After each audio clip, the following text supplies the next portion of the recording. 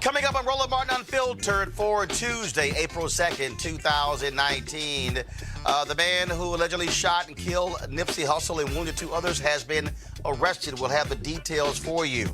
Catherine Pugh, the mayor of Baltimore, steps aside amid a major scandal involving hundreds of thousands of dollars being paid to her for children's books bought by health insurance companies that she oversaw as a state legislator. We'll tell you exactly what is going on in Baltimore. Also, Education Secretary Betsy DeVos. Y'all, she relies on a racist study to end rules to combat racial discrimination in school discipline. What in the hell do we have sitting in the Department of Education? We'll talk about it with Congresswoman Eddie Johnson of Dallas. She joins us live. Republicans in Missouri, no shock, are trying to make it harder for citizens to mount ballot initiatives. Missouri Congressman Emmanuel Cleaver is here live to talk about that and the Department of Homeland Security ending a program to monitor domestic terrorism, including white domestic terrorists. The second accuser of Virginia, Lieutenant Governor Justin Fairfax, tells her story to Gayle King. He also responds by saying he still wants a law enforcement investigation. There's racism nearly everywhere, including environmental racism. We'll talk with a man who spent 20 years at the EPA about toxic dumps, of course, where poor and black folks live and how they were put there on purpose. And wait until you hear this white retired Chicago cop say Laquan McDonald deserved not 16 bullets, but 18. Yep, no shock. And Chicago voters go to the polls today to elect a new mayor. It's time to bring the funk on Roland Martin Unfiltered. Let's go. He's got it. Whatever the miss, he's on it. Whatever it is, he's got the scoop, the fact, the find. And when it breaks, he's right on time and it's rolling. Best believe he's knowing. Putting it down from sports to news to politics. With entertainment just for kicks, he's rolling.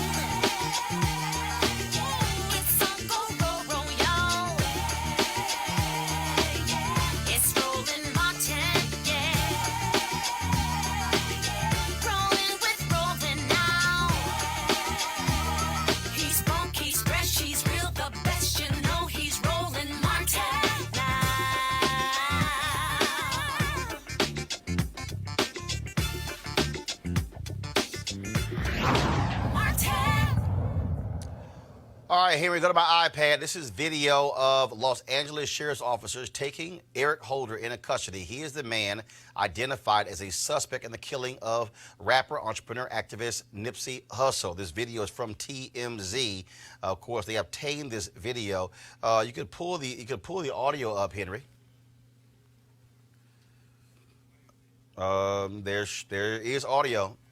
Okay, so very interesting in this audio here, folks.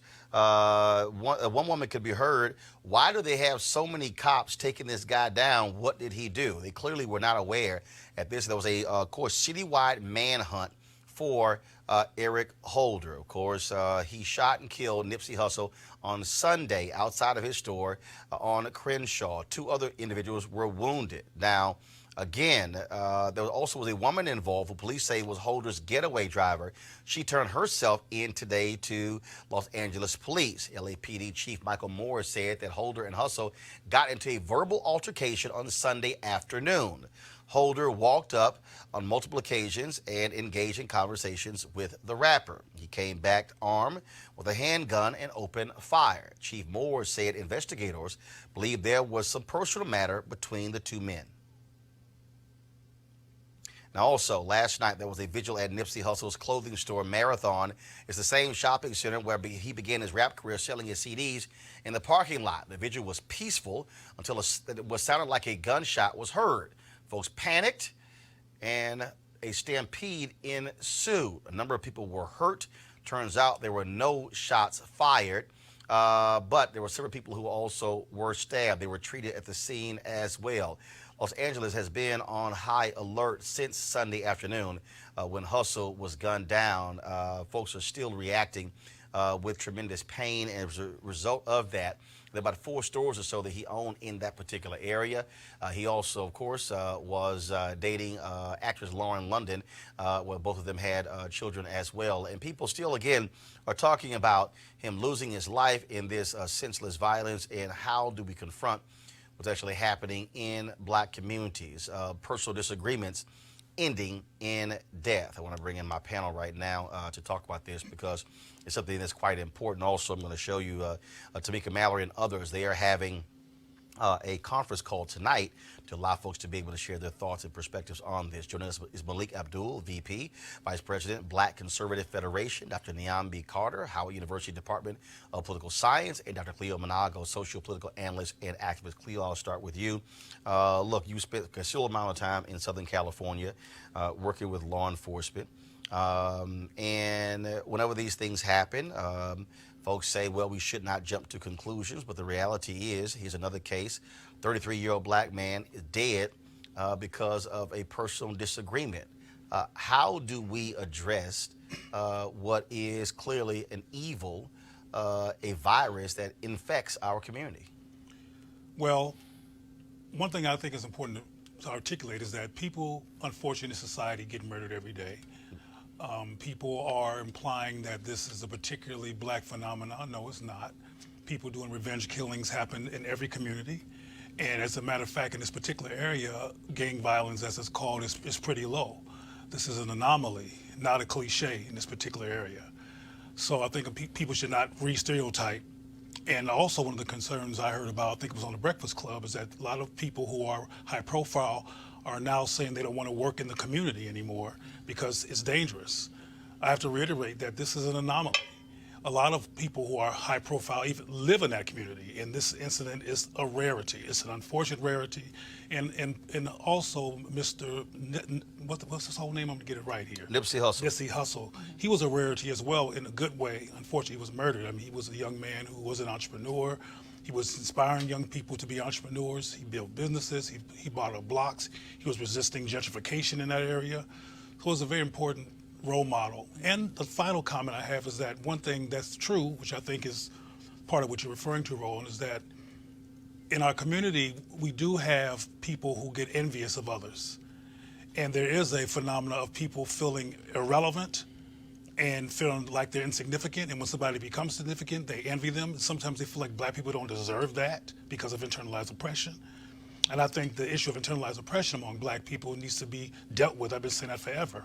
When we feel like because we're black, we're not deserving, and we destroy each other based on that perspective. But Niambi, the reality is, whether we talk about this, whether we talk about other cities across this country, whether we talk about New Orleans, St. Louis, Chicago, Houston, Charlotte, you name it, we are dealing with the reality of what is happening with young black men. Henry, go to my iPad, please. I was traveling from Houston this morning, was up early, 4 a.m. T.I. was tweeting posting on Instagram a number of different things. This was one of the posts he made, self-hate enemy number one. He also posted this here. Black man, you were never meant to be a savage or a thug. That mentality was taught to you by white men who despise your masculinity. You are a god by nature. You are strong and moral by nature. You are kind, respectable, and merciful by nature. You are a product of peace and righteousness. Don't take on the identity of a beast to just deny your identity as a god. Your royalty is in righteousness. And he was crediting Nipsey Hussle on that. Yet the reality is, it is a crisis when you have young black kids across this country. You go into elementary schools and middle schools and ask them how many of them have seen or had classmates who've lost their lives. It's not 1 or 2. Right. In many of these places, it's 5, it's 10, it's 20. And that is sad. Absolutely. I mean, this one, I think, hurt particularly bad for all of the reasons that Cleo laid out. But I think it's also not having other mechanisms to diffuse conflict, right? If the only thing you know how to do is fight or kill or stab, that's what you're going to do. And I think we have not really done a good job of addressing the collective traumas of these communities, right? So people are traumatized, people are hurt. I mean, that's part of why people heard a noise and started running immediately, right, from this otherwise peaceful event, because people are hurt and afraid. And for all of the damage that Eric Holder is alleged to have done in the shooting, you know, we can't forget that he is also a product of a community that is traumatized and hurt, right? And so it's hurtful, and it's hard to see the humanity in others when they have taken such a bright light out of your community, out of your home, you know, out of your family. But we have to also remember that that same grace and mercy that we would have hoped he extended to Nipsey yesterday, that we extend to him and the larger community that's going to be reeling from this hurt for quite a long time. Malik, a few minutes ago, Tamika Mallory, of course, the co-organizer of the Women's March, sent me this graphic here. Henry, pull it up, please. So much needs to be done. Let's talk about it. Call begins tonight at 10 p.m. Eastern, 7 p.m. Pacific sharp. Call-in details will be announced on social media at 9:50 p.m. Eastern. I'll be sharing that with you guys as well. Stay tuned. Hashtag This Is the Hard Work. And it's all about, in many ways, this is similar to what we did after the night George Zimmerman was found not guilty. We had about 800 folks who were on a call. Folks just wanted some place to just vent and share. Next night, we had more than 2,000 folks who were on a call. And Tamika called me yesterday about doing this because there are a number of young people who are in pain, who had great respect for Nipsey Hussle, and who want to be able to sort of just express their outrage and also have a place to begin a healing process. And a number of people, I've had conversations with folks, representatives of Master P, Snoop, and others who have talked about, again, dealing with this reality of violence. Your thoughts? Yeah, this is one of those instances that it hurts. We have a guy, who did seem to be doing a lot in his own community. But to your point, this is something that is all around the country. Unfortunately, in D.C., just the other day, it was, and I don't know if you guys actually heard about it, but there was a group of kids. And when I say kids, I mean I believe younger than 14. 3 of them robbed, and the 10-year-old who was part of that pulled a gun out on the young kid that he robbed. They stole his phone. And the young kid was able to identify him. In a situation like that, I think it's a breakdown. It's easy to say that, oh, well, this is hip hop. A lot of people with this instance, they've tried to say, well, this is a hip hop thing. It's not really a hip hop thing. There's a culture that, in a sense, endorses this type of behavior. We have kids like these kids. Somebody should have been there. So whoever gave the 10-year-old a gun. Who gives a 10-year-old a gun? A gun. And that 10-year-old saw that. That was an example somewhere in his community. He saw that, and he patterned himself after that example. And it's up to people. It's up to people like me. It's up to people like all of us to really step in. Don't just live out in the suburbs. Come into my community. Come into the community and volunteer. Mentor these kids. They need these type of role models. I'm someone who grew up, as they say, in the projects, and growing up, I never saw a guy in a tie. I never saw a man going to work in a tie. Cleo, last point, I want to go to you. When I was in Chicago, several black psychologists talked about the need for intensive conflict resolution, not just in the community centers, but also in elementary schools as well, because there are people who, frankly, and again, based upon what we know in this case, disagreement between the two, guy feels disrespected, goes to his car, gets a gun, shoots 3 people. And we have to, and we have young African American men who instantly lash out and will commit a violent act. We had a fight in middle school. Just the last week, a 5th grader was killed in a fight because of disagreement. Conflict resolution, confronting the reality of PTSD, the trauma, mental illness that has to be dealt with in our schools. One thing that concerns me, Roland, is that you mentioned that right after the Zimmerman incident that there were these calls and people needed to vent.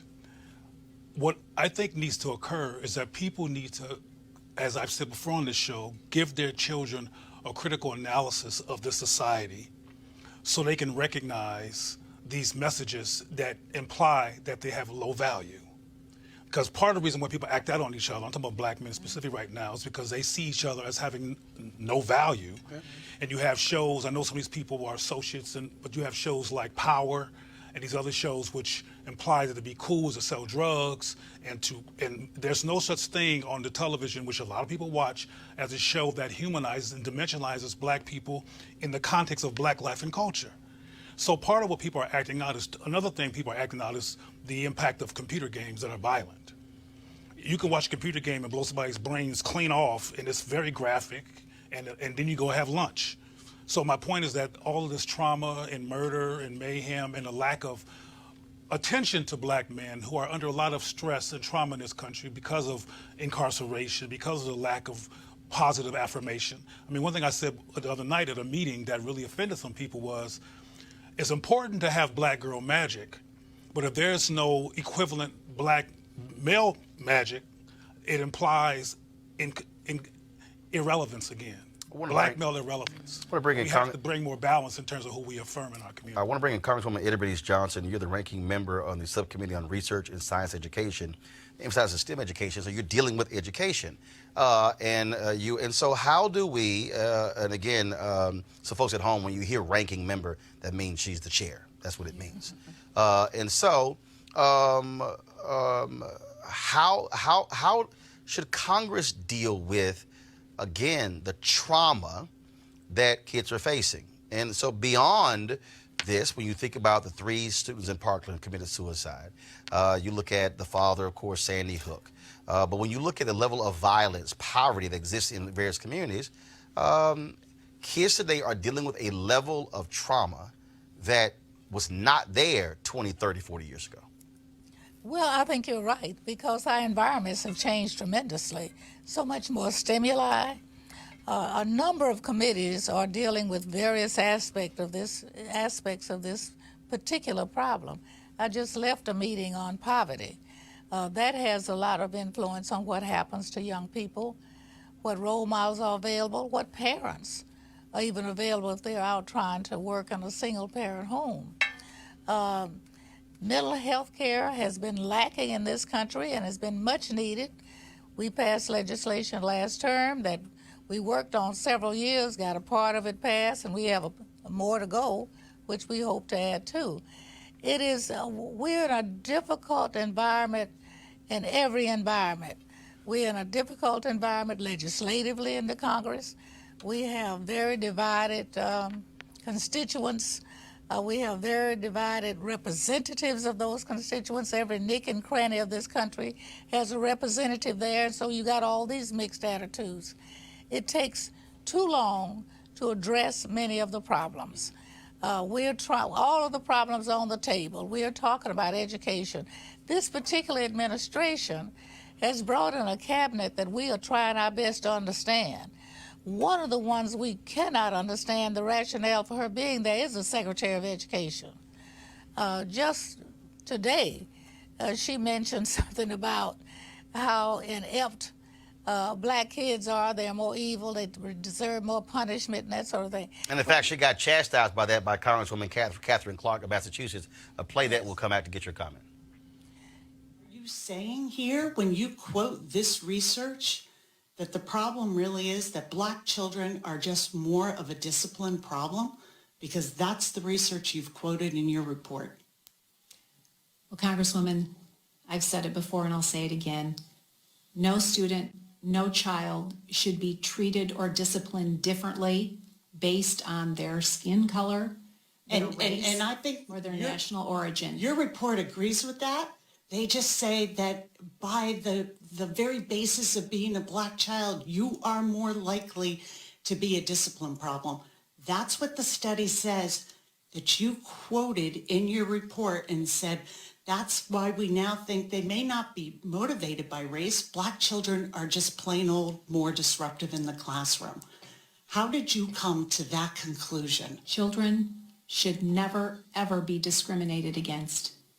Well, I hope you take those And words if to they heart are treated and differently repeal or your disciplined citing differently. of this research. And of course, they want to repeal the Obama-era rules that deal with discipline.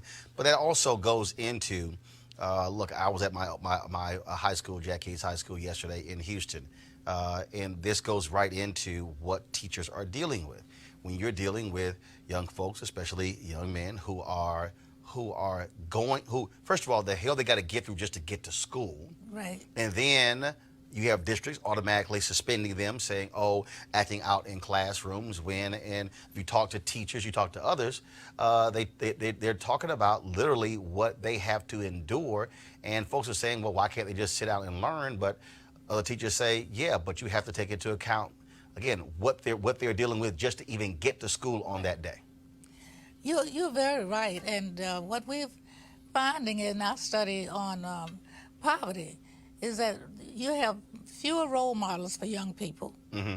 You have fewer mixed communities. Educational levels now are separating, professions are separating, and so children don't see a lot of role models that are in these particular situations to aspire to be like. And so there are a number of programs where we're trying to do that. But when you mix how much the problem really is and how much the funds have been cut for every single program that is designed to help to move young people and their families upward, it makes it very difficult for local communities to deal with it. We're looking at a situation now where the middle class is dwindling. Even though we've had huge tax breaks for the rich, and they are more rich than ever before, it didn't move a number of these young people up the scale at all. And it's not just minority kids, but they really have a larger percentage because it's harder because of racial prejudices for them to make it out of some of these neighborhoods and these environments. Roland? Well, real quick, final comment. I think I may have a different perspective from you when it comes to the perspective that this trauma is new. No. I don't believe the I trauma don't is think new. it's What I'm saying is the trauma is different. Look, when I think about me going through elementary school, going through middle school, going to high school, when I reflect back, and literally when I was walking the hallways of my high school, I was thinking about when I was sitting in the classroom, how many students died. And I can recall a couple of students who died in a car crash. I can recall a couple of others who may have died some other way.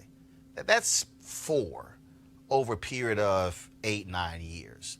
The 6 years I spent in Chicago, I remember one time we did a story, and literally there were kids who were not even in middle school who had already experienced the deaths of a dozen classmates. And so what I'm saying is that's what's different. The frequency of young folks dying as a result of violence, that's what I think is different today than it was when I was in elementary school, middle school. Could I point to something else that's different also? Congresswoman, then Cleo, go ahead. When I was growing up in our one block, we had a college president, we had a cement mixer, we had a trash collector, we had a teacher, more than one teacher, we had beauticians, and we had a dentist. How much of that do you see in one block now? Right, and that was because, first of all, with segregation, Right. no matter how much money you had, you had to live right next to each other. But the reality is, But the now, role models were there. right, but now, if you have a certain level of resources, You can move. you're able to move, Yeah. and so you have compact areas Right. of poverty. Cleo. Well, Nipsey was a role model. Yes, he was. Nipsey was a undeniable and very visible role model. And I think there's a lot of black communities. I'm from Compton, South Central Los Angeles, the same area. There are role models right there. But when you're so traumatized that you can't see straight, you don't recognize role models because you're dealing with interpersonal disorientation. One thing that I think is true, which is why I had my comment to you, Roland, is that, and you kind of made your point, and Chicago is a special case.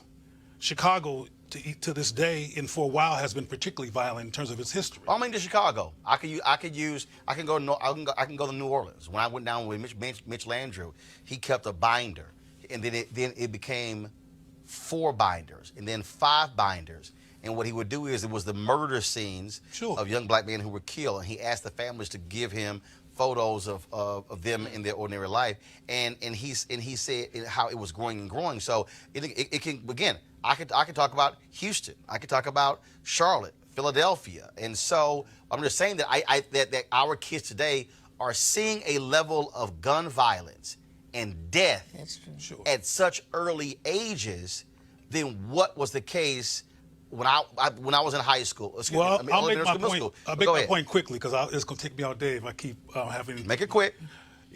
We're dealing with the festering of neglected trauma that was already there in these communities, that was never properly engaged, particularly among black males who have been trained to act like a man and put on a man performance, what I call man drag. Or also be hard, which is why Same thing. When you go to these schools and you got young men who take a photo and not smiling, and I always say we're not taking jail photos because they literally have been told you hard. Yep. You are hard. Right, but the other part of that narrative is that you have to act hard so people won't see the fact that you're in pain. Got it. You have to perform like you're a man so you won't be seen as you crying because you can't afford as a black man in a society that already devalues you to come off weak. Right. When we try to counter these phenomena, we have to understand what people are going through. Venting is important, but we need to do a methodological discussion and implementation on how to reverse the symptomology, because it can be reversed. I've seen it reversed in my own work, that black men can go from being reactionary and upset to getting the proper tools to learn how to manage their righteous rage, because the rage is righteous in terms of it having a real justifiable context of where it comes from, but we don't address it. Well, again, I think the Congresswoman, I do believe that dealing with the realities of trauma in schools is critically important, and then there has to be more resource officers and not just after shooting like at Parkland, because all of a sudden when that happens, all of a sudden they flood the zone as opposed to what happens every single day. Final comment from you, and then we move on to our next story. Well, we are in the midst of trying to figure out a lot of things, and they've been compounded by the particular administration where we are.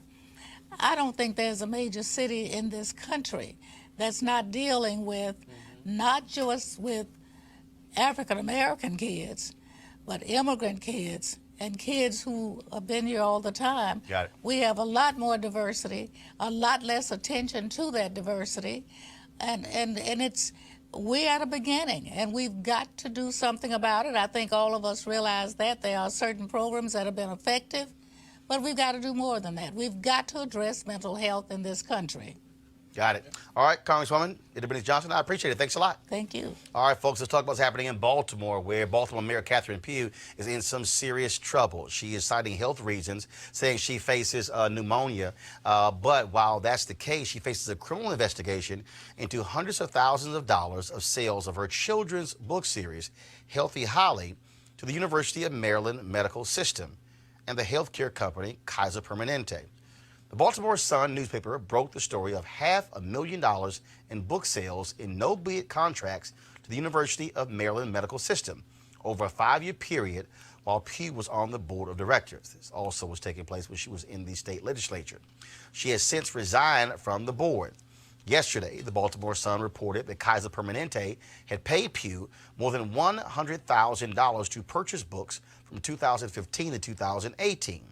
Now, Pugh controls a city agency that awarded Kaiser a $48 million contract with the city.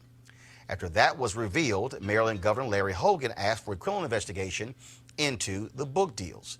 The Baltimore Sun reported today that Pugh pocketed another $90,000 in book sales through a charity to others with city contracts. At first, Pugh defended the purchases, but now says the sales to the University of Maryland Medical System were a mistake, and she returned the $100,000. Now, the other issue is that when they began the investigation, in several of these places, they could not find any copies of the books at all. Pugh is going to be temporarily replaced by Bernard C. Jack Young, who is the current city council president. He has already said he is not going to run for the mayoral seat in 2020. But it certainly is a significant problem in Baltimore for the mayor. I've talked to folks there. She is having some serious health issues as a result of having pneumonia. But certainly this investigation does not make it any easier, and so we'll be following this story to see what happens next. All right, folks, going to go to a break. We'll be back on Roland Martin Unfiltered. Hey fam, go check out Roland Martin Unfiltered, the blackest show on all of digital, cable, and broadcast. Check out our audio podcast. There's only one daily digital show out here that keeps it black and keep it real. It's Roland Martin Unfiltered. Press play. All right, folks, big day in Chicago where one black female mayor apparently on her way out. First of all, there's going to be a black female mayor for the first time in history in Chicago. Of course, Harold Washington was first elected in 1983. Eugene Sawyer became the mayor after his death. But we now going to have today, supposed to go to the polls. They'll be closing fairly soon. Lori Lightfoot, former federal prosecutor, as well as she'll be facing Cook County Board President Tony Preckwinkle. They're the two finalists. They emerge from a huge group of candidates in the general election. Preckwinkle, she is called the more establishment candidate. Lightfoot is much more of the insurgent. Preckwinkle has the support of the public employees unions who have spent millions of dollars boosting her campaign with boots on the ground. Now, Lightfoot is a successful corporate lawyer who worked in the administration of current Mayor Rahm Emanuel. She's a strong critic of the Chicago Police Department, and both present themselves as progressives. We'll have the results tomorrow, as one of them, again, will become the first black female mayor of the city of Chicago. Now, also, it's going to be quite interesting to see what happens in that city when you think about leadership style, because with Emanuel and before that Daley, in Chicago, the mayor controlled nearly every public dollar in the city. The mayor controlled the city budget, the mayor controlled the housing budget, the school budget, and the transportation budget. Let's see if they change the rules when somebody black becomes mayor. All right, folks, we work for one of our partners. You have plenty of pictures in your home, but you've never seen anything like this before. Introducing Easy Tiles, the world's first photo tiles made of sleek and ultra lightweight glass. Easy Tiles makes it super simple. You use their exclusive app for iPhone and Android to upload as many photos as you like. Then they print them on tempered glass. Your order arrives on your doorstep in just a few days. And that's when the real fun begins, because with Easy Tiles, you transform your living space with a gallery wall that will amaze each and every guest. Easy Tiles are even simple to hang, no hammer and no nails. Cleo could even do this. And because they're mounted on small risers, they appear to float on your wall. Folks, they're easy to order, easy to hang, and guaranteed for life. Now, you can save 30% on any size order, plus get free shipping on orders of 4 or more. Just download the free Easy Tiles app at easytiles.com and turn your best memories into beautiful glass wall art. Plus, save big now with this special offer. That's easytiles.com, easytiles.com. All right, folks. Malik is really going to be excited right now.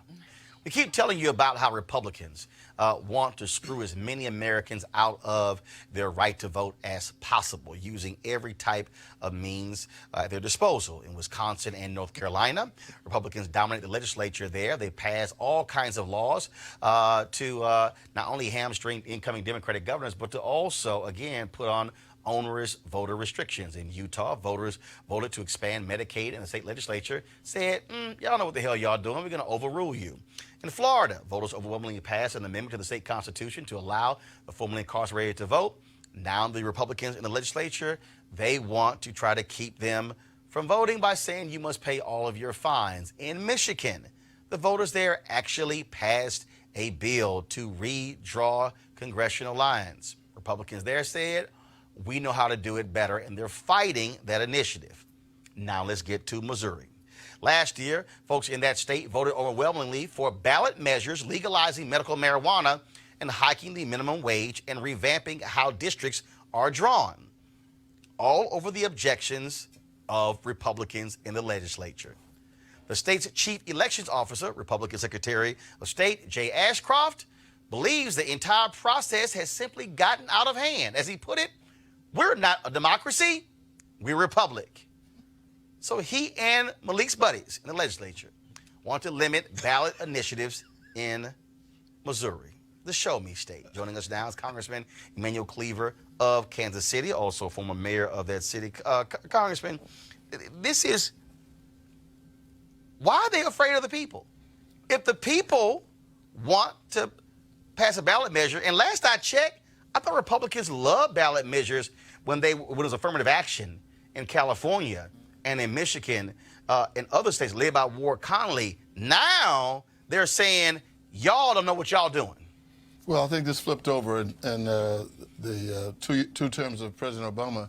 Many of the legislatures around the country, state legislatures, flipped over, and we woke up when we had Hillary Clinton on the ballot to find out that just right after that election, right after that, we found out that all these legislatures. 2010, 16 yes. Flip. Republicans had 31 governor's mansions. And that's when they began to exert themselves. And I think it started with this Alex, where all of these companies give money. Yep. And folk come together and they plan a strategy for state or nationwide moves by the political party called Republicans. And so what they've done in Missouri, we passed minimum wage, and they don't want to pay. It was $15 is what we passed.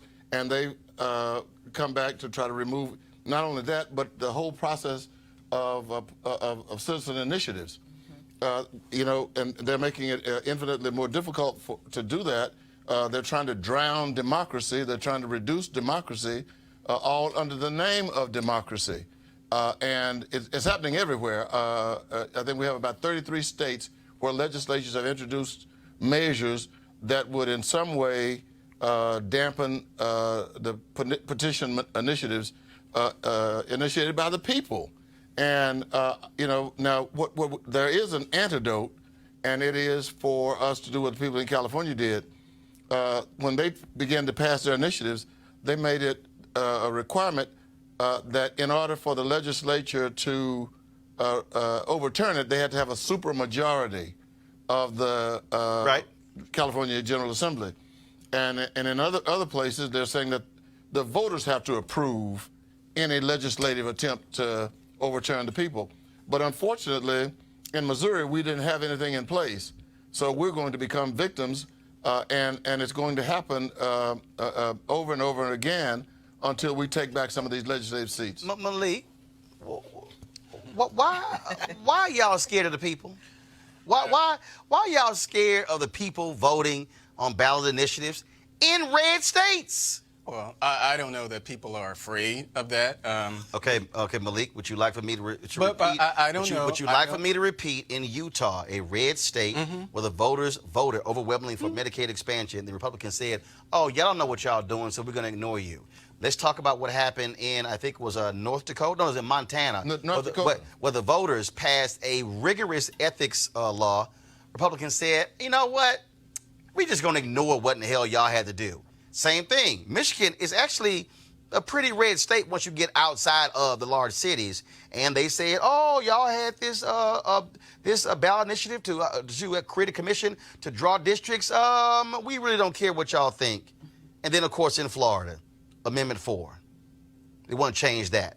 Those are all red states. Well, I don't think it has anything to do with necessarily being afraid. As I said before, I think this is something that is purely political.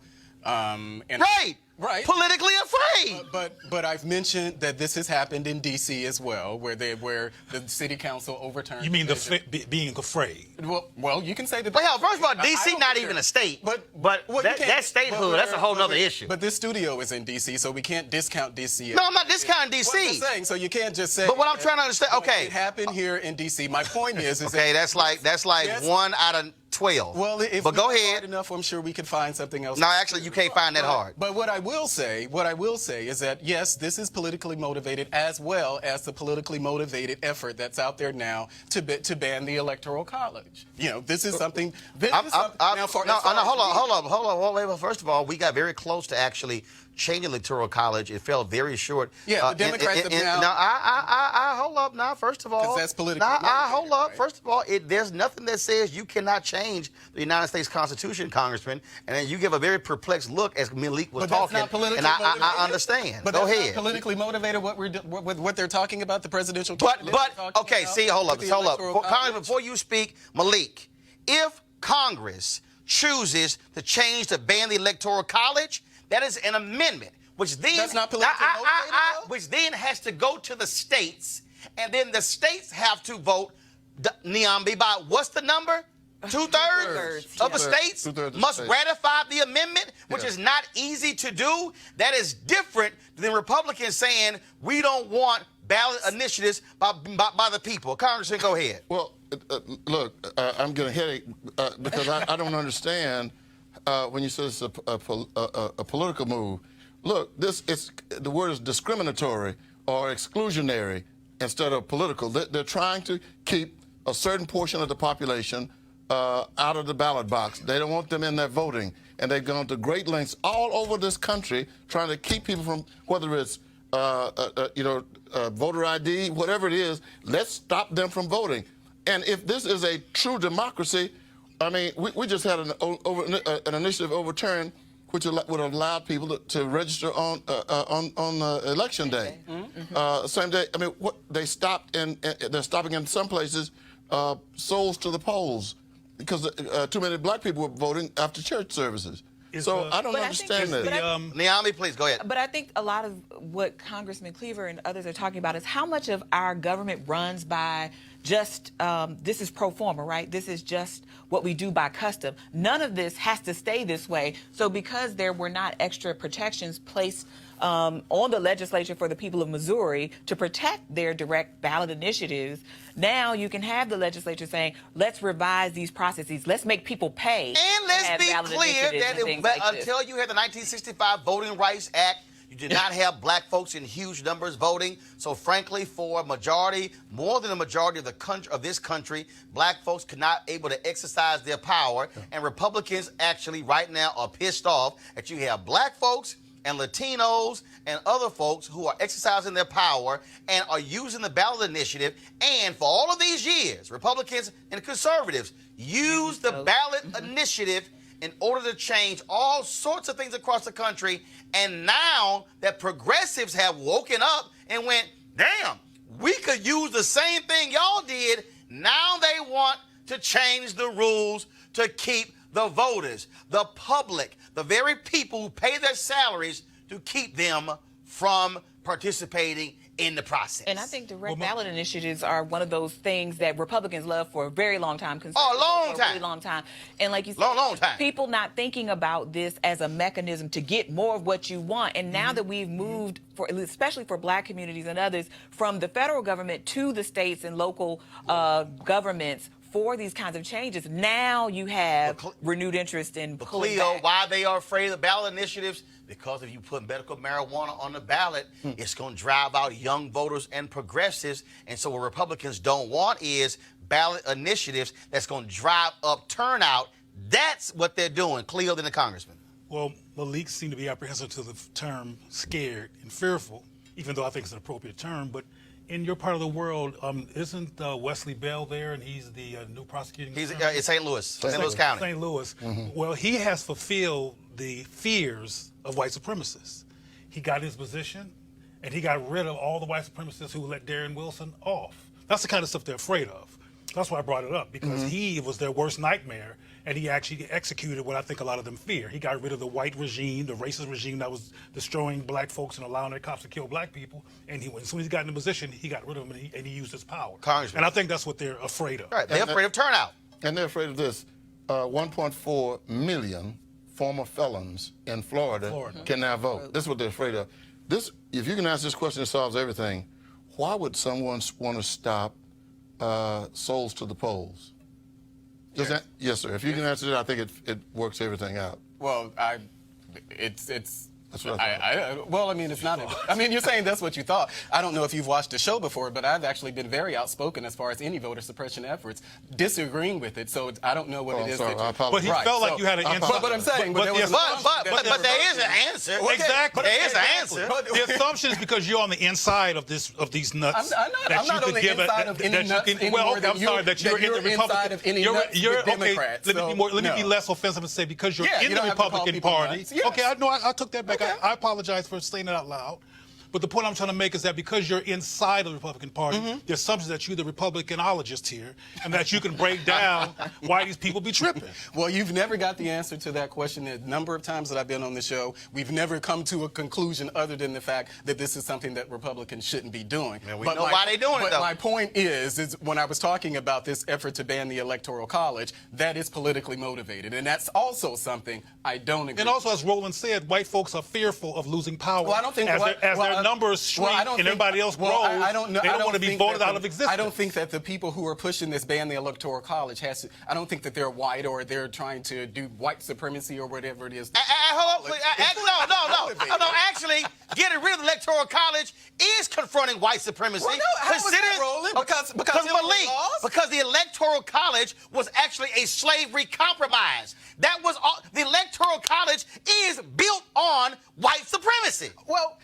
Well, how is it that, so it's the same Electoral College that elected Barack Obama and the popular vote as well. The idea, this is all coming. Hold up. One black man out of 45. But every. No. First of all, black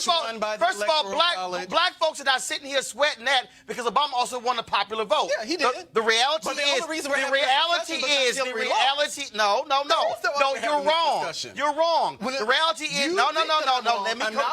Let me correct you. Let me correct you. Because of Hillary Clinton. No, the discussion also took place prior to 2016, There was in 2000, when Al Gore won the popular vote, and then but the Supreme Court decided for George W. Bush. The reality is we've had in America 3 different times where this has happened, and we saw exactly what happened. In each case, you had this split. The bottom line is this here. Now you have people who are saying, wait a minute, why do we have an archaic system of using the Electoral College? Why can't it be popular vote? That's not a Democrat or Republican thing. Yeah. That's a people thing. No, I think it's totally political. And let me say it again. Political. The Electoral College was a slavery compromise. Built on the back of white supremacy. Niambi, you are a political science professor at Howard University. Yes. Well, so it can be a both-and proposition. It can be politically motivated and problematic at the same time. And I think when you hear about the way the framers talked about the Electoral College, it was for illiberal means, right? That we don't trust the American public to make a decision, and it overrepresents certain states. Right? And it was because rich white landowners did not want the people voting and determining leadership. They wanted to maintain who was in power. That was a slavery compromise. I got to ask the Congressman this before he goes. Daily Beast is reporting that the Department of Homeland Security is disbanding a group of analysts who focus on domestic terrorism, of course, also white domestic terrorists. Now, of course, you also sit on a committee that deals with this. Just got to get your thoughts on this. I mean, you have all these cases. We have seen a tremendous spike since Trump got elected of white domestic terrorists. Case after case, more white domestic terrorists have been killing Americans than Muslims have been killing America. But the Trump administration is like, we can get rid of this. Well, what it is just like the Trump administration will not allow the CDC to report on gun violence or study gun violence. The same thing is here. They don't want the federal government involved in pointing fingers at the white supremacy groups that are increasing. And that's not coming from me. It's not coming from the CBC. It's coming from third parties who are out keeping up with this every day. And every social scientist in the nation is talking about the surge in white supremacy groups. Not just in the United States, it has now spread all into Europe. It's exploding, and I think it's one of the most dangerous things going on. And we're going to have this. We just had the secretary in front of our committee, chaired by Benny Thompson, who takes no prisoners. I think she's going to come back. She's going to have to explain this, as Ben Carson has to explain why he's dismantling some of the agencies that study fair housing. All right, Congressman Emanuel Cleaver, I was glad to have you here. Good to be with you. Good alpha, man. I appreciate it. Thanks a bunch. All right, folks. Today on the CBS Morning Show, Gayle King had an interview for the second day with an accuser of Virginia Lieutenant Governor Justin Fairfax. This time, Meredith Watson, who says that Justin Fairfax raped her when they were students at Duke University. Here is a part of that interview. I was not worried at all. I completely trusted him. We were hanging out, and everything was normal. And at one point, he left the room, and when he came back in the room, he sort of stood blocking the door. It was sort of imposing the way he walked in the room, and he shut the door, and it was sort of like simultaneous. I heard the door click and the light went off. Click like locking the door. Mm-hmm. And you think what? Oh no, what's about to happen? Mm-hmm. You became concerned? Mm-hmm. And he did things that you shouldn't do to someone without their permission. And I tried several times to get up and leave, and was pushed back down. And what happened? He forcibly sexually assaulted and raped me. I was not on the bed initially. There was a couch, and he pulled me over, and I tried several times to get up and was pushed back down, held down. And you made it clear, this is not what I want. It was very clear. Because you know he is saying this night was consensual. If you have to hold someone down, it's not consensual. All right, folks, Justin Fairfax said that it was consensual. In a statement, he said that he had passed 2 polygraph tests that confirmed his version of the events. In addition to that, he also said this, quote, Henry, go to my iPad. My accusers have not filed criminal charges, and they have not sued me. Instead, we see escalating media appearances and stated desire for a political process that is unprecedented in Virginia and could not be designed to get at the truth. Such a process would instead be a media circus used for partisan and political purposes. He said, I have also called for a fair, full, and impartial investigation of the allegations and my denials. I am completely confident that such an investigation would exonerate me and clear my good name, which I have spent a lifetime building. Quickly, I want to go to my panel here, Niamh, I want to start with you first. Vanessa Tyson spoke yesterday, and she was asked by Gayle King, why won't you file a complaint in Boston? She said, well, as a political scientist, politicians, they're able to get away from things and keep them hidden with an investigation. But she says she'll testify at an impeachment hearing. Same thing here with Meredith Watson. Statute of limitations hasn't run out in North Carolina. She's saying, I want an impeachment hearing, but they won't file a criminal complaint. So I'm still sort of stuck on, if I want justice, why ignore the legal process, which has subpoena power? Virginia does not have any jurisdiction to compel somebody in North Carolina or Boston to testify who might have been there. Well, I mean, I can't speak to what either Meredith Watson or Dr. Tyson feel internally and why they're making whatever choices they're making for them. But let's be clear, I think part of the investigatory process, at least from my understanding of what Dr. Tyson was saying, that if this is handled by the Suffolk County DA, I mean, and they investigate, and at this point, we are now multiple years past this event, 15 years past this event, and it ends up in a he said, she said, well, that still remains private. And I think the public hearing at least gives full voice to both accusers and Justin Fairfax, Governor Fairfax. So I think that was the concern. But if there's an impeachment hearing, it's still going to be he said, she said. Right, but I think the public gets to hear what everyone has to say. I mean, I don't know, right? This is my best guess of why one would forgo one process and attempt another process. The issue for me, Cleo, again, is the Suffolk County DA, who's a black woman, has said, if Dr. Tyson files a complaint, I will immediately investigate. Her lawyer said in February they were going to meet with the Suffolk County DA. To this date, they have not. Meredith Watson could file a legal complaint with the DA there in North Carolina. They have not.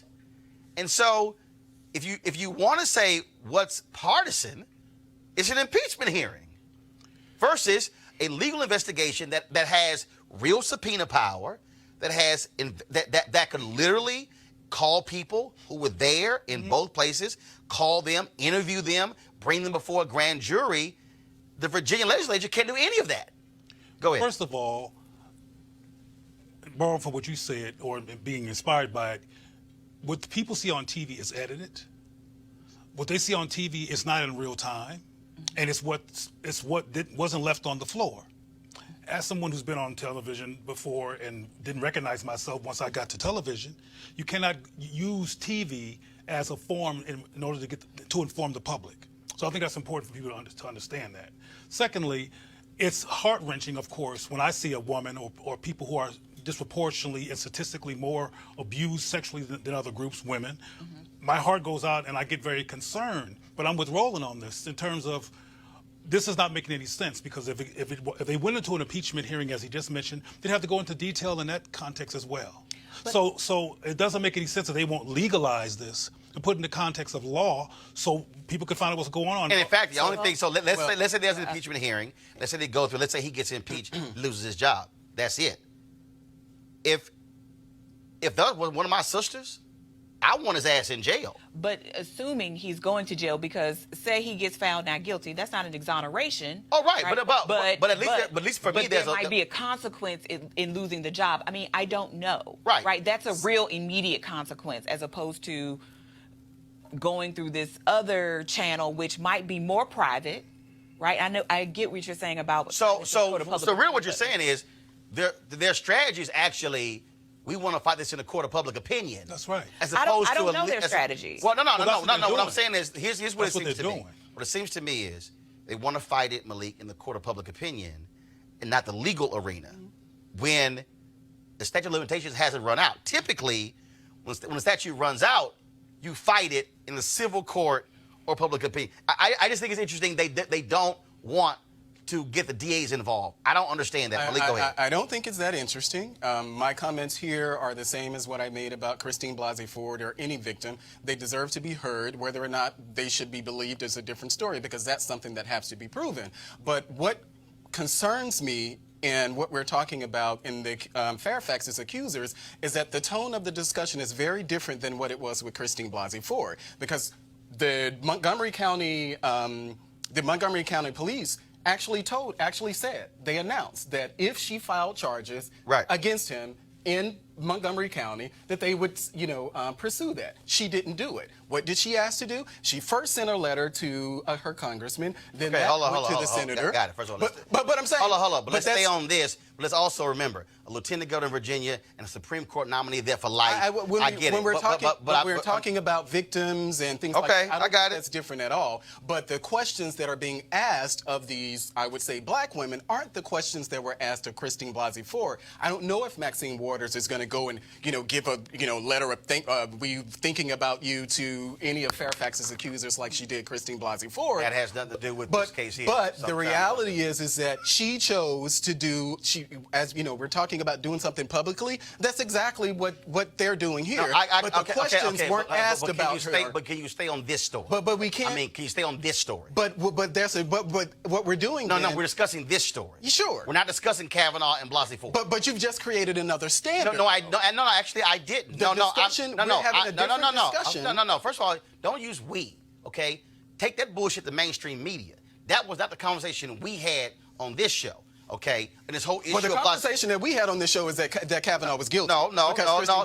Said that she was guilty. That's what some guests said, that he was guilty. I didn't render a decision as to whether or not he was guilty or not. I still don't think his trifling ass should have been on the Supreme Court, because first of all, they screwed Obama and Merrick Garland with the Gorsuch deceit. That's another conversation.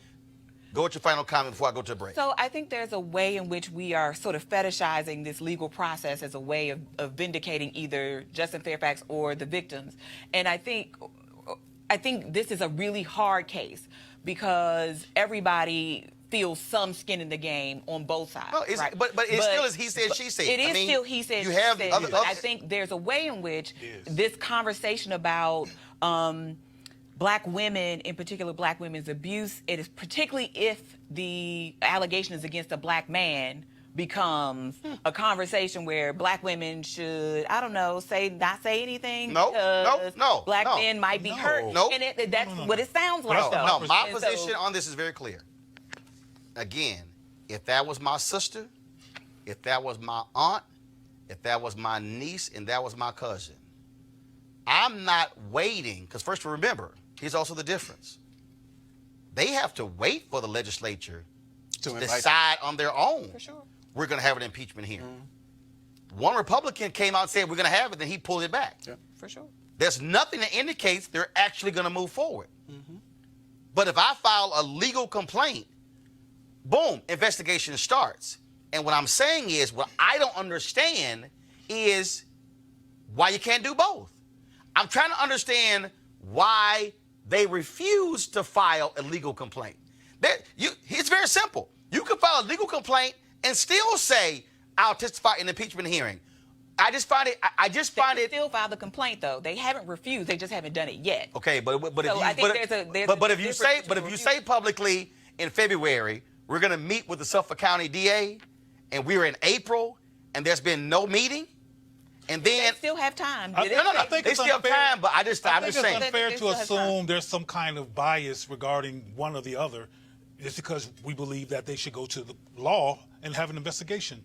I don't have no bias against the women or the man in this instance. I want there to be some kind of balance phenomena or interface that occurs where we can find out what's really going on in public. The public sphere is not the right place. But here's the hold on, stop. We ain't talking about Kavanaugh. We have to talk. No, we don't have to talk about Kavanaugh. We are talking about Fairfax, Tyson, and Watson. No, it's not. We are right here. It's not the same situation. Because it's not. Because the story is Fairfax. The story is Fairfax, Watson, and Tyson. That's the story. Who's doing the same thing that Christine Blasey Ford did? Well, guess what? And she was supported by everyone. You can talk to. Well, first of all, she was supported by everyone, but you can talk to yourself about Blasey Ford. I'm going to a break. Back on Roland Martin Unfiltered in a moment.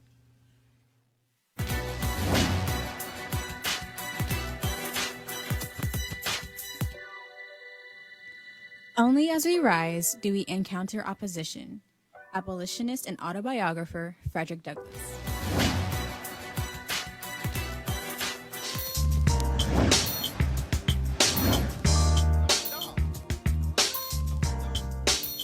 All right, y'all, calling all HBCU alumni, students, and leaders. Enter the Ford Motor Company HBCU Mobility Challenge and win $25,000 for your school. Building on the long-term support of HBCUs, Ford is looking to improve mobility in HBCU communities through innovative solutions. The winning program will receive a grant of $25,000 to implement their proposal. Now, the deadline has been extended to April 15, 2019. Let me help y'all out, okay?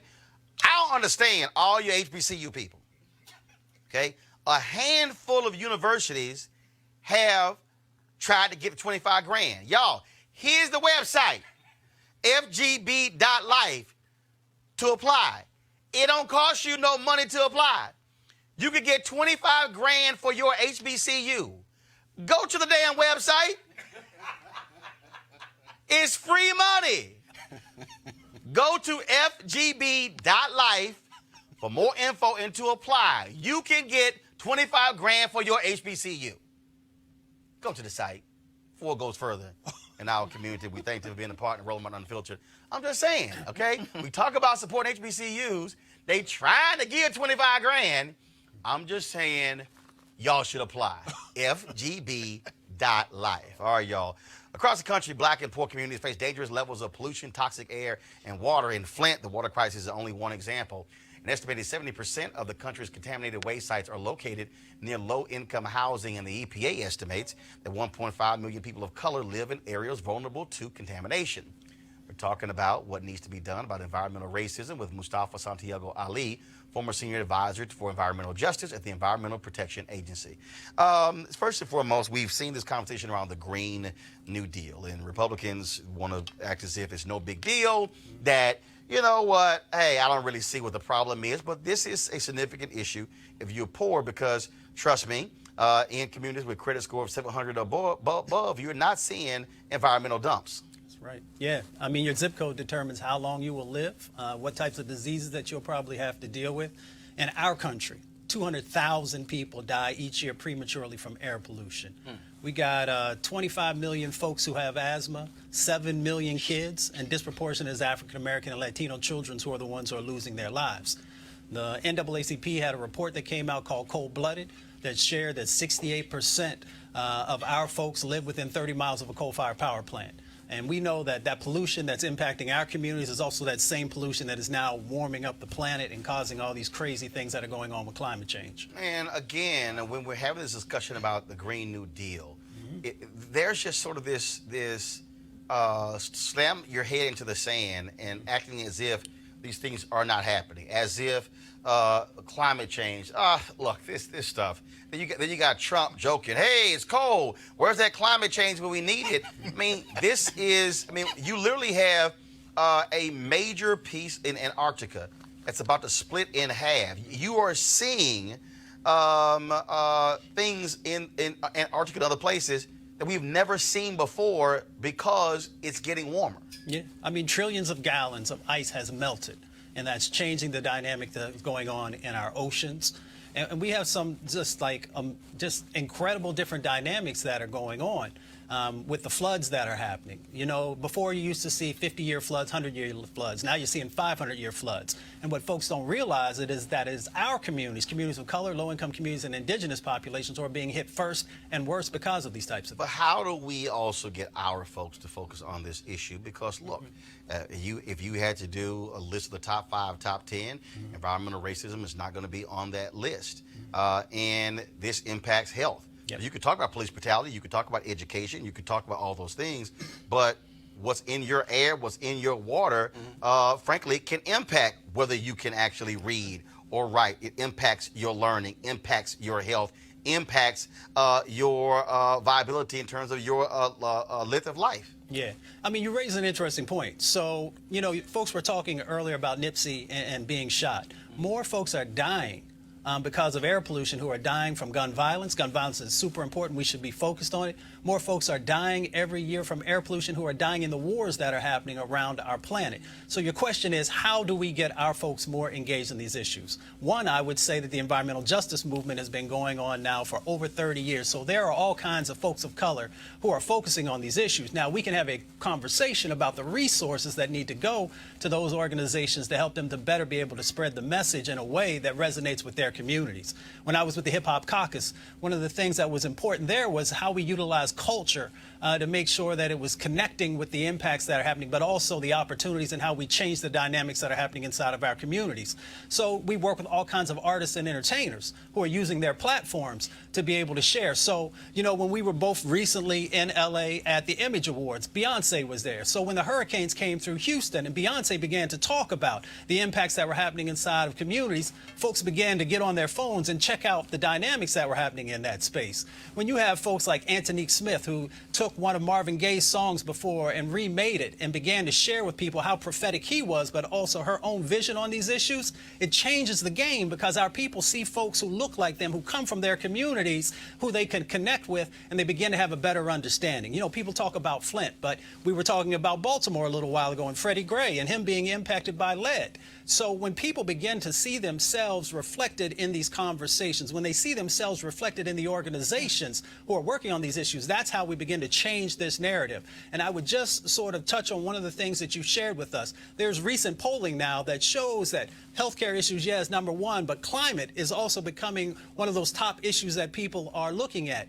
And I hope that people will understand that the drivers in climate change are coming from our most vulnerable communities. When you look at those fossil fuel facilities, they are located inside of our communities. When you look at the transportation routes that people have used over the years to separate our communities, to take wealth out of our communities and move it into others, the emissions that are happening in that space are the ones that are driving up climate change. When you look where the fossil fuel pipelines are, they're running through our communities. You can look just down the street in Buckingham County in Virginia, founded by freed slaves, and Governor Northam was not getting engaged in that process to actually stop this community from having a natural gas compressor. So when people see themselves and they see that people are pushing back, but people are also thinking critically about how to make change happen, I think that's when we start to win this dynamic. Somebody who's watching, folks on social media, they want to know, Where should they go to get more information? What groups could they join, could align with? Who would you recommend? Oh, there's a ton of groups. I would say to Google the environmental justice organizations that are out there. Are a number of networks that are across the country.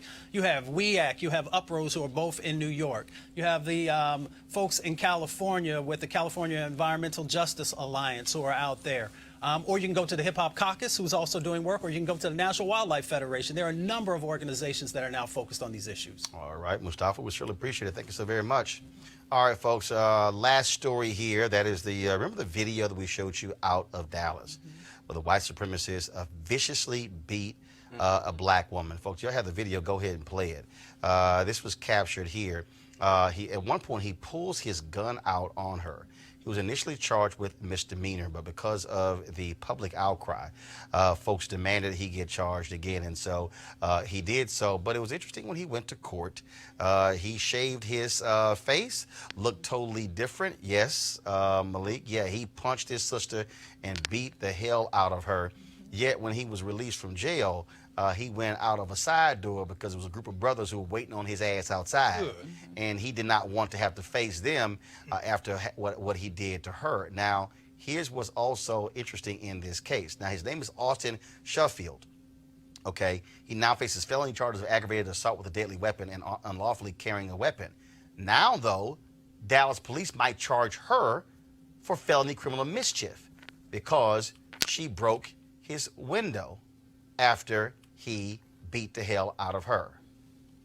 Hey, Dallas, I'm just letting y'all know, if y'all think y'all saw black folks at a previous protest, charge this sister. Charge her for criminal mischief for breaking a window and see who shows up at Dallas PD. It's a black chief there. I would advise y'all not to go down this path. Would not be wise. I want to thank our panel for a conversation today. Thank you so very much. Folks, don't forget you can support Roland Martin Unfiltered by going to RolandMartinUnfiltered.com. Joining our Bring the Funk fan club.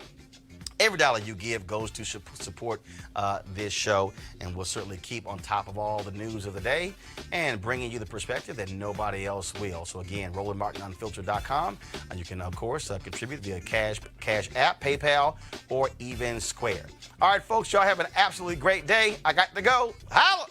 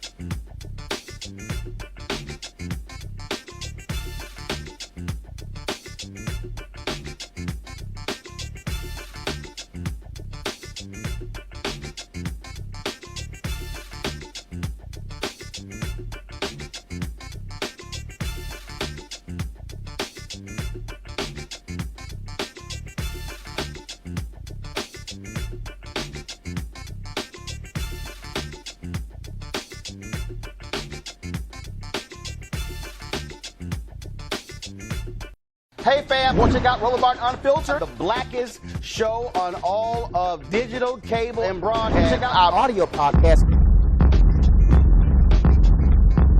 There's only one daily digital show out here that keeps it black and keep it real. It's Roland Martin Unfiltered.